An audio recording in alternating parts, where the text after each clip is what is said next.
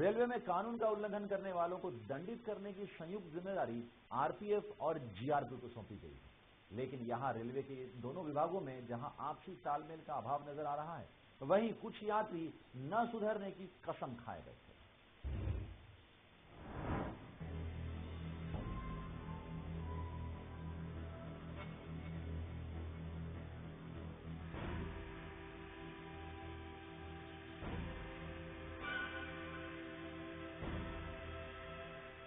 Mega block की मुसीबत से छुटकारा मिलना आसान नहीं, क्योंकि किसी भी काम में सुधार के लिए इच्छा शक्ति होना पहली शर्त होती है।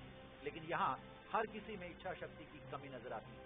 आरपीएफ और जीआरपी को ये संयुक्त जिम्मेदारी दी गई है कि रेलवे में कानून का उल्लंघन करने वालों पर कार्रवाई करे और लोगों को कानून का पालन करने पर मजबूर करे। लेकिन यहाँ दोनों ही विभागों में जहाँ तालमेल का अभाव नजर आता है, वहीं उनमें इच्छा शक्ति का भी अभाव है। वे सरकारी नौकर हैं और सरकारी नौकरी यानी टाइम पास, तो ये टाइम पास करते हैं और कभी कभार अफसरों के फरमान पर अमल करने या ये दिखाने के लिए कि वे अपना फर्ज बखूबी निभा रहे हैं, कानून तोड़ने वालों पर कार्रवाई भी करते दिख जाते हैं।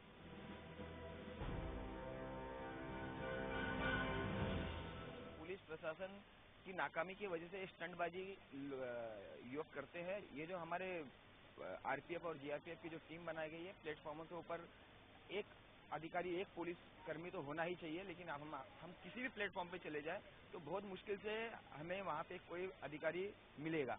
तो ये पुलिस की नाकामी है। पुलिस की, हम कहेंगे कि पुलिस प्रशासन इसका पूरा जिम्मेदार है। और जो भी माइनर बच्चे जो मिलते हैं, माइनर बच्चे मिलने के बाद ये माता पिता को बुला के और उनको छोड़ देते, लेकिन माता पिता उनके साथ में नहीं होते। उनके ऊपर सीधा, मैं तो कहूँगा कि पुलिस प्रशासन को सीधी कड़क कार्रवाई करनी चाहिए। उनके ऊपर माइनर हो या बालिग हो, कोई भी हो, उसके ऊपर कड़क कार्रवाई करनी चाहिए, एफआईआर बनानी चाहिए। एफआईआर के तहत उनके ऊपर अगर कार्रवाई करेंगे तो ये सारे स्टंटबाजी बंद हो जाएगी। ये तो हुआ एक पक्ष।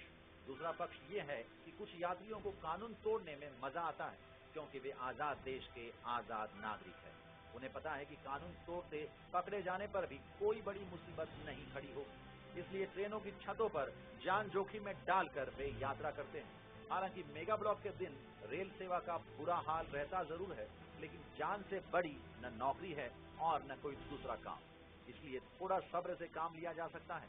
लेकिन ऐसे दिनों में तो जैसे उन्हें इस तरह से सफर करने का बहाना मिल जाता है। वे तमाम चेतावनियों और सलाह के बावजूद कानून को ठेंगा दिखाते हुए ऐसी हरकत करते हैं कि देखने वालों के रोंगटे खड़े हो जाते हैं।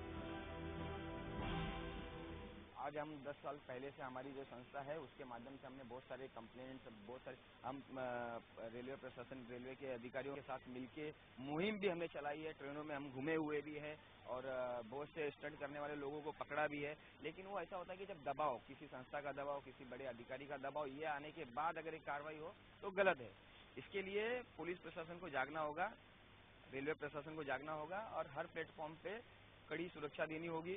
ये तो स्टंटबाजी, अगर स्टंट को नहीं रोक सकते तो आतंकवादी हल्लों को कैसे रोकेंगे? अगर प्लेटफॉर्म के ऊपर पुलिस प्रशासन नहीं है तो कोई भी आके बैग रख के बम फोड़ के चला जाएगा। तो ये कहीं ना कहीं पुलिस प्रशासन की जिम्मेदारी है। स्टंट, अगर स्टंटबाजी नहीं रोक सकते हैं, मगर स्टंट के लिए पुलिस प्रशासन अगर प्लेटफॉर्म पे हो तो बहुत सारी घटनाएं जो होने वाली है वो सब रुक सकती है। मेगा ब्लॉक की मुसीबत के लिए तो रेलवे को पूरी तरह जिम्मेदार माना जा सकता है, लेकिन इस वजह से होने वाली दुर्घटनाओं के लिए यात्री खुद भी कम जिम्मेदार नहीं है। कोई ट्रेनों से लटक कर या ट्रेनों की छतों पर स्टंट दिखाकर अपनी जान जोखिम में डालकर सफर करे तो इसके लिए प्रशासन से ज्यादा वो शख्स जिम्मेदार है। हम सुधरेंगे तो सब सुधरेगा और सब सुधरेगा तो देश सुधरेगा। सरकार और प्रशासन के भरोसे सब कुछ संभव नहीं। रेल प्रशासन ने 50 से ज्यादा लोगों पर कार्रवाई तो कर दिया, लेकिन ये कार्रवाई महज एक खानापूर्ति है, क्योंकि ट्रेनों की छत पर यात्रा करने का सिलसिला सालों से चलता आ रहा है। आखिर मीडिया के दबाव के बाद ही रेल प्रशासन ने कार्रवाई क्यों किया? ऐसे में रेल प्रशासन पर ही सवालिया निशान खड़ा हो जाता है। कैमरामैन राज पांडे के साथ संतोष पांडे, गुलिस्तान न्यूज, मुंबई।